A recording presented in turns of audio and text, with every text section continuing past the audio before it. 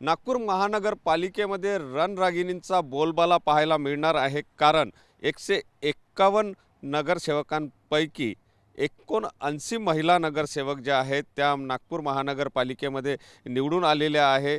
महिलांसाठी 50% आरक्षण असलं तरी त्याही वरती खुल्या प्रवर्गातून सुद्धा अनेक महिलांनी विजय मिळवलेला आहे आणि त्यामुळे महिला नगरसेवकांची संख्या जी आहे ते नागपूर महानगरपालिकेमध्ये आता 79 झालेली आहे। त्या तुलनेत पुरुषांचं जर आपण बघितलं तर पुरुष नगरसेवकांची संख्या जी आहे ती 72 वर थांबलेली आहे।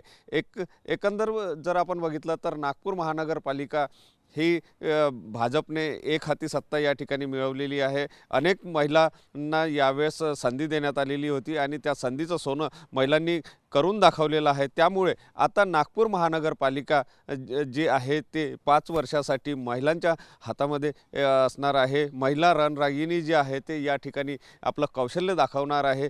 महिलांमध्ये ज्याप्रमाणे राजकीयदृष्ट्या जे सक्षमता म्हणावं किंवा इतर बाबी ज्या आहे त्या वाढल्याचं चित्र आपल्याला पाहायला मिळते।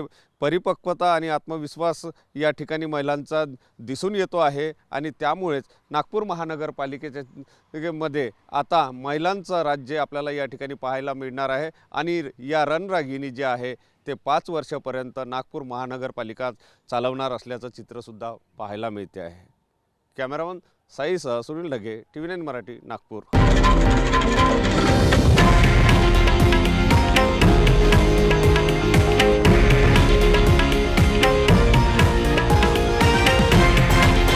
हे आहे देशातील नंबर 1 न्यूज नेटवर्क आणि आपण पाहत आहात TV9 मराठी, एकमेव।